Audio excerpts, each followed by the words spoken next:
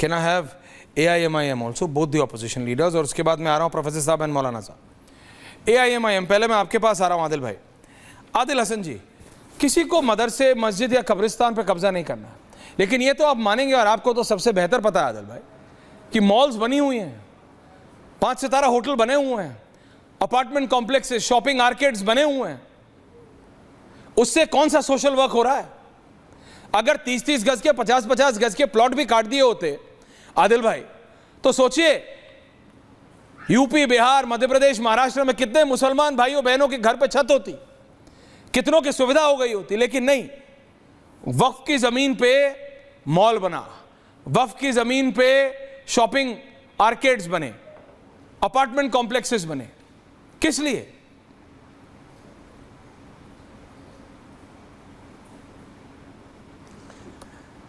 ऐश्वर्या साहब, आप senior journalist anchor हैं, आप ही बतलाइए, अगर बीजेपी लगभग 20 राज्यों में है तो बीजेपी 10 साल से 11वां साल है, केंद्र में है, यूपी में है, महाराष्ट्र में, हर जगह बीजेपी जहाँ जहाँ है। एक ऐसा मॉडल बता दीजिए, एक ऐसा दिखा दीजिए कि बीजेपी ने कुछ किया है, आप ही बतला दीजिए। आज ही सुप्रीम कोर्ट ने तमिलनाडु के गवर्नर पे क्या फटकार लगाई है। बिहार में बूटा सिंह पर आया था तो बूटा सिंह का इस्तीफा हो रहा था, इस्तीफा दे दिए थे। जरा सा भी नैतिकता है तो तमिलनाडु के गवर्नर इस्तीफा दे दे। और सुप्रीम कोर्ट हम क्यों नहीं जाए? 2007 में मनु रामदास हेल्थ मिनिस्टर थे, एम्स डायरेक्टर, वो एक्ट आया था, उसको सुप्रीम कोर्ट ने स्ट्रक डाउन किया था। आज मनु रामदास एनडीए के पाले में है, तो सुप्रीम कोर्ट तो जाने का संवैधानिक अधिकार है, हम क्यों नहीं जाएंगे? और आगा खान की बात शहजाद साहब कर रहे हैं, तो देश दुनिया हिंदुस्तान का सबसे बड़ा जो उद्योगपति है वो आगा खान के अनाथों के जमीन पर अपना बहुत बड़ा आलीशान बनाए हैं, उसी से शुरुआत कर दीजिए। उनका नाम भी ए है, ए से शुरुआत भी हो जाए,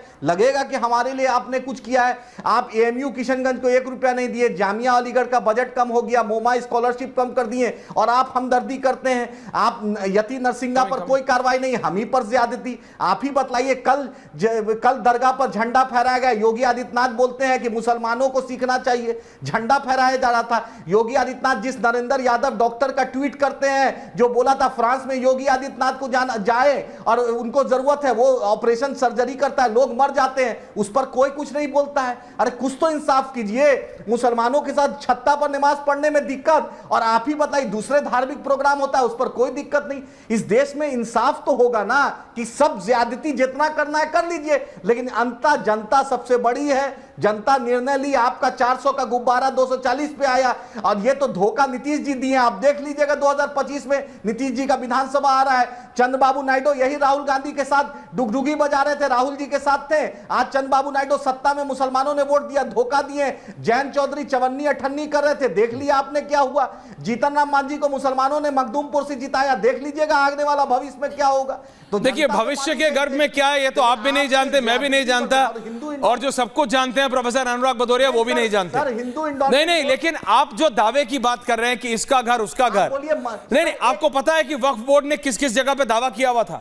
वक्फ बोर्ड ने इंडिया गेट, भारत की संसद, प्रधानमंत्री का घर, दिल्ली का अंतर्राष्ट्रीय हवाई अड्डा, गोल्फ लिंक्स, आनंद निकेतन, मंगोलपुरी, 40% लखनऊ, 60% भोपाल।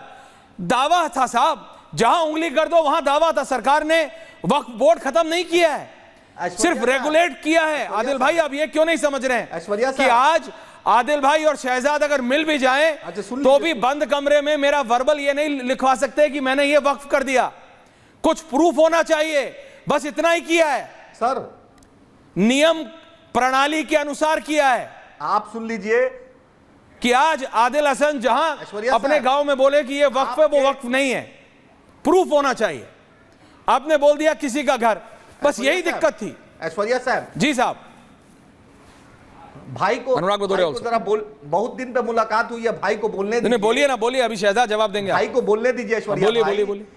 आप सुन लीजिए। आपके संसद में खड़ा होकर अनुराग ठाकुर झूठ बोले कि देवकी मंदिर जो बाई द्वारका वह प्रॉपर्टी है, क्योंकि वो सीईओ बोला नहीं, वक्फ बोर्ड बोला नहीं, वहां के एमपी बोली नहीं, लेकिन उन्होंने झूठ बोल दिया। संबित पात्रा ने झूठ बोला कि टर्की में नहीं है, टर्की में भी वक्फ बोर्ड है, मक्का मदीना में भी वक्फ बोर्ड है, वक्फ की प्रॉपर्टी से वहां का मेंटेनेंस होता है। इतना झूठ कहां से सीखते हैं? अगर झूठ का कॉम्बिनेशन अमित मालविया, संबित पात्रे, अनुराग ठाकुर कोई फैक्ट्री उक्ट्री चलाते हैं, अपने तो एक दिन क्रिकेट खेले, बैट छुए, बन गए बीसीसीआई, भाई बन गया भाई बीसीसीआई। अब जरा जवाब लीजिए, के लिए भी जगह दीजिएगा। जवाब लीजिए, जवाब लीजिए, जवाब लीजिए। पार्लियामेंट आदिल हसन साहब जवाब लीजिए। आदिल जी जवाब आ रहा है, आपको जवाब आ रहा है। 50-50 both of them. Yes, Shahzad जवाब बैठे हैं, बैठे। देखिए, मैंने शुरुआत में एक सवाल पूछा कि इनके पार्टी के बंगाल के नेता इमरान सोलंकी कहते सिविल वॉर हो जाएगा, उस पर कोई स्टैंड नहीं लिया। इन्हीं इमरान सोलंकी ने कहा था कि ईडन गार्डन जो है वो वक्फ की जमीन है जी। अब ईडन गार्डन का कागज दिखा दीजिए। उन्होंने कहा फोर्ट विलियम्स भी जमीन है। उन्होंने ऐसे कई दावे किए हैं। अच्छा, मैं जो बोलता हूँ कि इन्होंने बोला कि बेत द्वारका का क्लेम ठीक नहीं है, तो मैं बताता हूँ 1500 साल पुराना मंदिर क्लेम कर दिया तमिलनाडु में। अब बताइए, आदिल साहब तो खुद जानते हैं कि कुरान पाक प्रॉफेट मोहम्मद सल्लल्लाहु अलैहि वसल्लम पर 1400 साल पहले नाजिल हुई थी। उससे पहले की जमीन, महाकुंभ की जमीन क्लेम कर ली, पार्लियामेंट तक को नहीं छोड़ा, टर्मिनल 3 नहीं छोड़ा। अरे क्या क्या क्लेम कर दिया। अच्छा, चलिए आगे आते हैं। उससे मैं पूछना चाहता हूं, उन्होंने बोला बीजेपी का मॉडल क्या है। साहब, आपको पता है हमारी पार्टी का अभी 6 तारीख को जन्मदिन था, रामनवमी के अवसर पर 45 साल हुए। हम 45 साल में, और जो MIM पार्टी है वो हमारी पार्टी से पुरानी है, एक्चुअली वो हमारी पार्टी से पहले बनी है।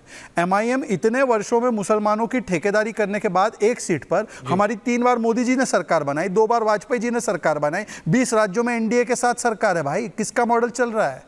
आपका मॉडल पूरे देश ने नकारा है, यहाँ तक कि मुसलमानों ने, और मुसलमानों की बात कर रहे हैं। आज आगा खानी समाज याद आ गया। आगा खानी समाज की जमीन दी किसने? इसी वक्फ बोर्ड ने, महाराष्ट्र के, और वो कांग्रेस की जमाने में दी। कहाँ थे ओवैसी साहब? उनके साथ गले मिलकर बैठे हुए थे उस समय जब ये वक्फ की जमीन दे दी गई थी, जब आगा खानी समाज की जमीन दे दी गई थी। और आगा खानी इतने प्यारे हैं तो मान्यवर शिया बोर्ड अलग और सुन्नी बोर्ड अलग क्यों था? एक बोर्ड रखते ना सारे मुसलमानों का, तब वहां पर आगा खानियों को कोई जगह नहीं, शिया बोर्ड को अलग, सुन्नी बोर्ड को अलग। आज सभी को प्रतिनिधित्व मिल रहा है तो उसका विरोध किया जा रहा है। और मैं आखिरी बात पूछना चाहता हूं। देखिए, उन्होंने अभी कहा कि देखिए मुझे बोलने दीजिए, बड़े दिनों बाद मैं आया हूं। वैसे तो मैं कह सकता हूं आदिल साहब, आप अनुराग को भी बोलने दीजिए, वो भी तो आप ही की पार्टी की तरफ से बोल रहे हैं। पर मैं सिर्फ इतना पूछना चाहता हूं, क्रिश्चियन कम्युनिटी ने जो बोला है कि वक्फ की जमीन क्लेम कर दिए मुनम्बम में, क्या क्रिश्चियन कम्युनिटी को भी बोल रहे हैं कि ये हिंदुत्व प्रोजेक्ट कर रहे हैं? क्या ये भी RSS वाले हैं? बता दीजिए।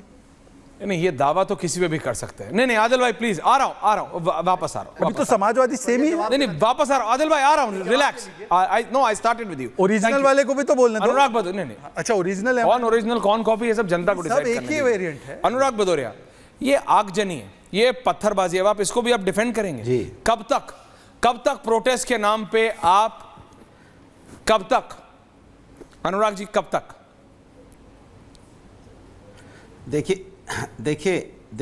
देखिए असल वजह क्या है? कहते हैं ना, हमें तो चाहिए सिर्फ काम, ना भाषण, ना झूठा ईमान। नौकरी हमें लौटा दो, सस्ते में गैस सिलेंडर दिला दो, मजदूरी बढ़ा दो, 2 रोटी के भाव। ये हालत है भारतीय जनता पार्टी की। जो असली मुद्दे हैं उनको घुमाते रहते हैं, सवालों के नारे बना झूठों में सबको बहकाते रहते हैं। जब कुर्सी जाएगी तो जनता बहुत याद आएगी। जनता इतनी याद आएगी भारतीय जनता पार्टी को कि इनकी आंखों में आंसू भी नहीं आ पाएंगे। देश की जनता है, अपनी जनता है, अपने युवा हैं, अपने लोग हैं। उन्होंने आपको वोट दे के सत्ता में लेके आए हैं, उनकी बात ही नहीं करते हो। क्या हो गया है भाई?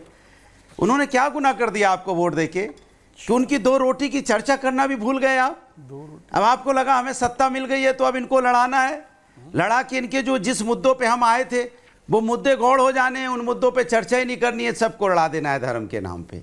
अरे राजनीति में धर्म ले आते तो अच्छा लगता। सुबह से लेकर शाम तक एक ही चर्चा है, कैसे हिंदू मुस्लिम सिख ईसाई किया जाए।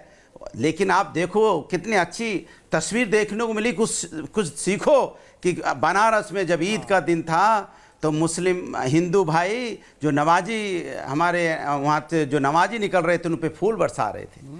मालदा में जब रामनवमी के दिन मुस्लिम भाई हिंदू भाई पे फूल बरसा रहे थे। ये असलियत है हमारे हिंदुस्तान की अनेकता में एकता की। लेकिन आपको ये बर्दाश्त ही नहीं हो रहा है, इस बारे में बात भी नहीं कर रहे हो, मुंह से निकल भी नहीं रहा है कि हिंदू भाई ने मुस्लिम भाई पे फूल बरसाए, मुस्लिम भाई ने हिंदू भाई पे फूल बरसाए। ऐसा बोल भी नहीं पा रही भारतीय जनता पार्टी। कलेजे पे सांप लेट गया है, ऐसा लेटा हुआ है कि कैसे बोलते हैं, एकता की बात कैसे करते हैं। जरा फूल हम दिखाइए एकता इनको। की बात करेंगे तो मेरी रोटी कैसे चलेगी? बंगाल हमें तो रोटी visuals चलानी on है है ना, कि सब एक हो बंगाल जाएंगे तो visuals मेरी on रोटी है, नहीं शर्मा। चलेगी, क्योंकि हमें तो विकास की राजनीति करनी नहीं है, हमें देश को आगे ले जाने अनुराग की बात जी, तो करनी नहीं है। आज हमें मुझे लड़ाने की आजकल बात मेरे को करनी, लग किस रहा है तरह आप से लड़ाना है। अब क्योंकि देखिए किस तरह से विधानसभा लड़ाने या लगे हैं। रुकिए, बात संसद में तो नहीं, जाने आजकल आप महफिलों में दीजिए। बैठने बात लगे हो जाए, मैं हैं। राष्ट्र की जिस बात तरह कर से रहा हूं, आजकल आप ये जनता की शायरो बात मतलब कर शेरो रहा हूं। शायरी नहीं, कि आपकी ये जो शुरुआत और अंत हो रहा राष्ट्र की है, बात- लेकिन सुनिए ना। मैं आपको सिर्फ इतना बता रहा हूं, जो आप फूलों की बात कर रहे थे, नहीं सुन लीजिए, ये जरा फूल जरा दिखाइए, जरा वो पत्थरबाजी वाला विजुअल चलाइए सर। ये आप जिसको फूल कहते हैं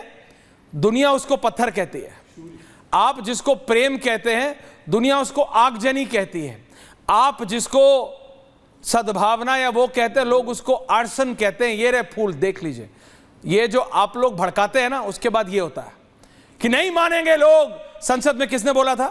संसद में किसने बोला था कि नियम नहीं मानेंगे? बोलो। और कानपुर में विद रिटायर्ड ऑफिसर भदौरिया साहब, सब बोलने से पहले सोचना चाहिए आपको। देश में रह के देश का नियम नहीं मानेंगे आप? बोलो। नहीं, आपको प्रोटेस्ट करने का तरीका है। अगर गाड़ी में टैक्सी में कोई बैठा है, वो फौजी किसी से बात कर रहे हैं, आपको पसंद नहीं आया, आप उनका सर फोड़ देंगे। नहीं, आप उनका सर फोड़ देंगे और आप समर्थन करेंगे। ये होता है जब आप लोग भड़काते हैं और फिर ये होता है सिस्टम। अनुराग भदौरिया, ये अच्छी बात नहीं है प्रोफेसर साहब। You are a professor at the end of the day. बोलो, देखिए कितना बोलिएगा, बोलिए थोड़ा। ना भाई। हाँ बोलिए। देखिए सवाल ये है कि सुनिए, जैसे मैंने बोला, शुरू किया, अच्छी बातें की, आपके पेट में दर्द हो गया, आप तुरंत आके बीजेपी की तरफ से तलवार भांजने लगे। ये देखिए वहां क्या हो गया, ये देखिए हिसाब। यार मैं तो बात कह ही रहा था, मुझे बोलने देते ना। मैं तो पश्चिम बंगाल पे आता, कानपुर पे आता, लेकिन मालदा पे आए थे आप। मैंने उनका बीजेपी का कवच। मालदा पे आए थे आप। ये आपके साथ प्रॉब्लम है, जब आपको एक्सपोज कर देते हैं। आपने कहा फूल बरस रहे थे, मैंने आपको सिर्फ फूल दिखाए। आप नहीं बोले, हम बोले तो आप बोले। नहीं, मैंने आपको फूल दिखाए, आप मुझे बोलिए भाई कि पत्थर बरसे तो मैं चुप रहूंगा। सवाल तो ये है, ये आप लोग पत्थर को फूल ना बताइए प्रोफेसर साहब। नहीं जिम्मेदार हो। ये कौन सी किताब पढ़ के आते हैं? चाहिए कि न्यूज चैनल भी जिम्मेदार है इस तरह की जो हिंसा भड़काते हैं। न्यूज एंकर भी हैं जो जिम्मेदार इस तरह की हिंसक तक बातें करते हैं। संसद में बैठ के सांसद बोले कि हम नियम नहीं मानेंगे, आप बोलेंगे और वो नहीं होगा। आप लोकतंत्र का चौथे स्तंभ नहीं है। सब कुछ जिम्मेदार हम ही हैं। ड्यूटी नहीं है, आप कुछ नहीं हो, जिम्मेदारी नहीं है। तो नेता किसके लिए बनते हैं जब आपसे कंट्रोल नहीं होता? आग लगाने का काम नहीं तो नेता किसके लिए बनते हो जब आपसे कंट्रोल नहीं होता? नहीं, नेता किसके लिए बनते हो जब आपसे कंट्रोल नहीं होता है? मैं तो कह रहा हूं, देश की जनता ने जवाब दिया है। क्या नायब जुनैद हैरिस आल्सो ऑन है?